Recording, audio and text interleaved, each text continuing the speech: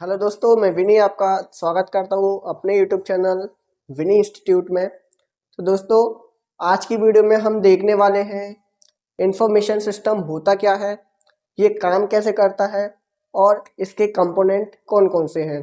तो दोस्तों, इससे पहले हमने कुछ वीडियो साइबर सिक्योरिटी पर बना चुके हैं। अगर आपने वो वीडियोस नहीं देखी हैं तो चैनल पर जाकर के वो वीडियोस देख सकते हो, या फिर डिस्क्रिप्शन में उसकी लिंक है, वहाँ जाकर पे भी आपकी वो वीडियो देख सकते हो। अगर आप हमारे चैनल पर नए हो तो हमारे चैनल को सब्सक्राइब जरूर कर दीजिएगा, जिससे हमारी आने वाले इन्फॉर्मेशन वीडियो आपसे मिस ना हो जाए। अगर आपको वीडियो अच्छी लगे तो वीडियो को लाइक करना, शेयर करना और कमेंट में बताना बिल्कुल ना भूलें। तो दोस्तों, टाइम वेस्ट ना करते हुए करते अपनी वीडियो की शुरुआत।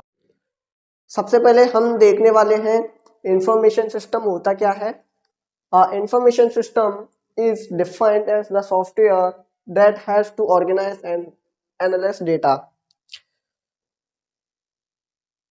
जहां हमारा बहुत सारा डेटा है और उस डेटे में से हमारा कोई मीनिंगफुल डेटे को निकालना हमारा इंफॉर्मेशन सिस्टम होता है, या फिर उसको एनालाइज करना। मान लीजिए आप कोई एप्लीकेशन है जहां पर काफ़ी सारे यूजर्स का डेटा आता है और हमें उसमें से कुछ लोगों का डेटा अगर हमें निकालना है, मीनिंगफुल डेटा अगर हमें निकालना है, तो वो हमारा इंफॉर्मेशन सिस्टम के अंदर में आएगा।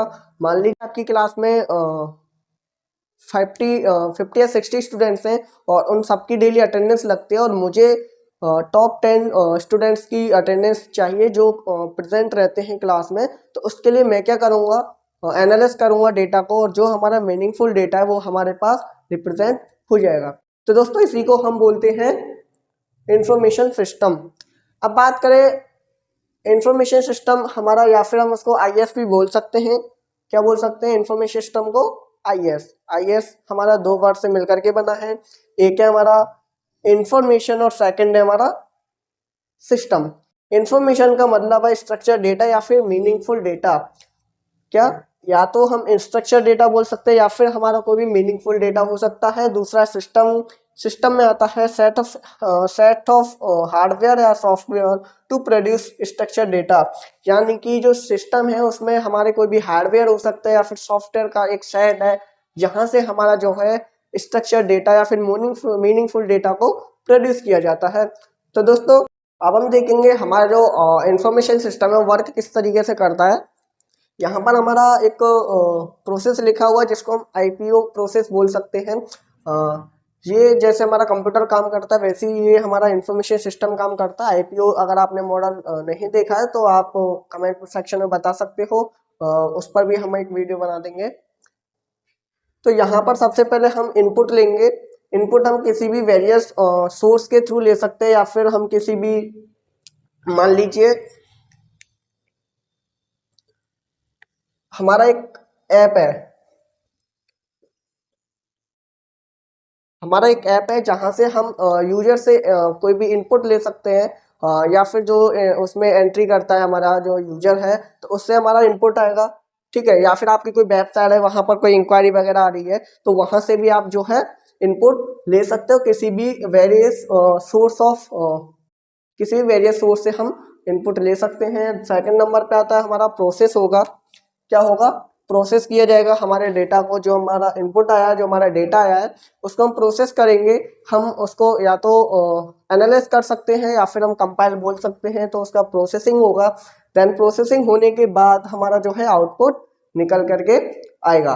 क्या निकल के आएगा? आउटपुट। जो हमारा मीनिंगफुल डेटा है उसका जो है आउटपुट निकल के आएगा। जैसा कि अभी मैंने आपको एक एग्जांपल दिया था, अगर हमारी क्लास में स्टूडेंट्स हैं 50 स्टूडेंट्स हैं, तो उनमें से अगर मुझे टॉप 10 स्टूडेंट्स के जो है लिस्ट चाहिए, तो उसके लिए मैं क्या करूँगा, हमारे पास डेटा है या इनपुट है पहले ऑलरेडी, तो उसको हम प्रोसेस करेंगे। देन प्रोसेस करने के बाद जो हमारा लिस्ट आएगी टॉप 10 स्टूडेंट्स की, वो हमारा आउटपुट होगा, एक मीनिंगफुल डेटा होगा। तो जो जैसे हमारा आउटपुट आएगा वो किसके पास जाएगा? यूजर के पास जाएगा, क्योंकि उस प्रोसेस को कर कौन रहा है? जो यूजर कर रहा है। तो जैसे कि अभी मैंने अटेंडेंस वाली जो मान लो मैं प्रिंसिपल हूँ और मैं किसी टीचर से किसी भी वेरियस किसी भी क्लास का डेटा लेना चाहता हूँ, तो मैं टीचर को दूंगा, तो इसमें यूजर कौन हो जाएगा? टीचर के सामने वो इनपुट जो है, जो डेटा आएगा, आउटपुट आएगा, वो टीचर के सामने आएगा, वो यूजर है। ठीक है। और अब हम देखने वाले हैं इंफॉर्मेशन सिस्टम के कंपोनेंट्स, कंपोनेंट आईएस यानी कि इंफॉर्मेशन सिस्टम के कंपोनेंट्स कौन कौन से हैं। तो हमने इनको 2 टाइप्स में डिवाइड किया है, एक है हमारा 2 पार्ट्स में डिवाइड किया है, एक है हमारा सिस्टम रिसोर्सेस और एक है सिस्टम एक्टिविटीज। रिसोर्सेस क्या क्या, हमारी एक्टिविटीज क्या क्या होती है सिस्टम की।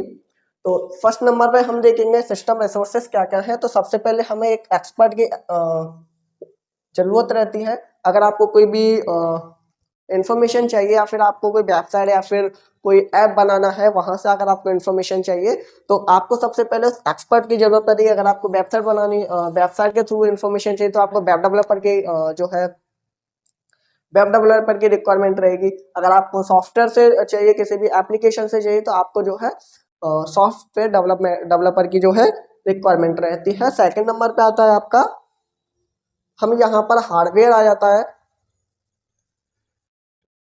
हार्डवेयर में आप कोई भी कंपोनेंट, कोई भी पार्ट ले सकते हो। जैसे कि अगर आपको इंफॉर्मेशन देखनी है तो मॉनिटर की रिक्वायरमेंट रहती है, कीबोर्ड है, माउस है, तो इस तरीके से हम हार्डवेयर भी लगा सकते हैं उसमें। एंड थर्ड पर आता है आपका सॉफ्टवेयर आ जाता है।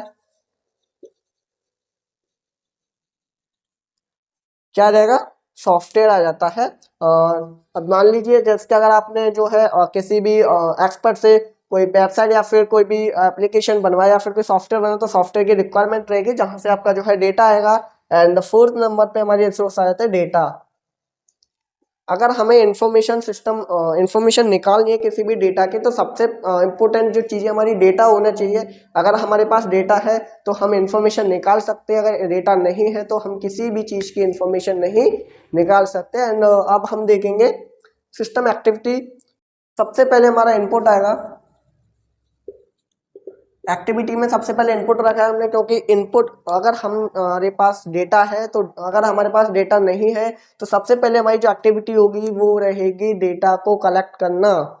क्या एक्टिविटी है, डेटा को कलेक्ट करना। तो डेटा हमारा कहाँ से कलेक्ट होगा, इनपुट से कलेक्ट होगा।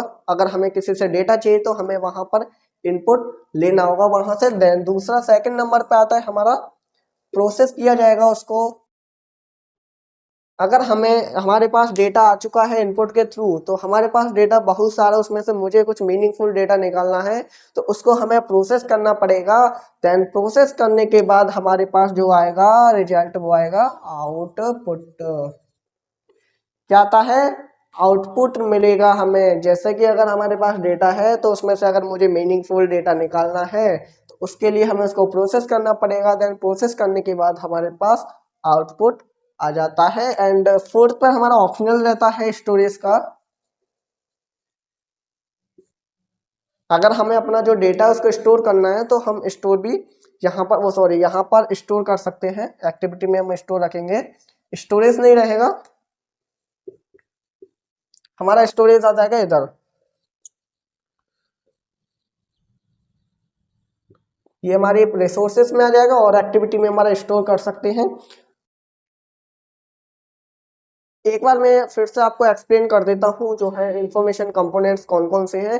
हमने इनको 2 पार्ट्स में डिवाइड किया, एक है आपका सिस्टम रिसोर्सेस एंड सेकंड है सिस्टम एक्टिविटीज। सिस्टम रिसोर्सेज में एक्सपर्ट आता है, हार्डवेयर, सॉफ्टवेयर, डेटा या फिर स्टोरेज हम रख सकते हैं। सिस्टम एक्टिविटीज में इनपुट है, प्रोसेस है, आउटपुट है और स्टोर है। आई होप कि आपको इंफॉर्मेशन सिस्टम समझ में आ गया होगा। इंफॉर्मेशन सिस्टम होता क्या है, इसके जो है काम किस तरीके से करता है और कंपोनेंट कौन कौन से हैं। अगर आपको समझ में नहीं आया तो वीडियो को दोबारा से आप वॉच कर सकते हो। तो दोस्तों आज के लिए इतना ही काफ़ी है। अगर अगर आपको वीडियो अच्छी लगे या फिर आपको वीडियो से थोड़ी सी भी इंफॉर्मेशन मिली हो तो वीडियो को लाइक करना, शेयर करना, कमेंट में बताना बिल्कुल ना भूलें। तो दोस्तों अगर आप हमारे चैनल पर नए हो तो चैनल को जरूर सब्सक्राइब कर दीजिए, जिससे कि हमारी इन्फॉर्मेशन वीडियो आपसे मिस ना हो जाए। एंड मिलते हैं नेक्स्ट वीडियो में टाइप्स ऑफ इंफॉर्मेशन सिस्टम के साथ। Thank you so much.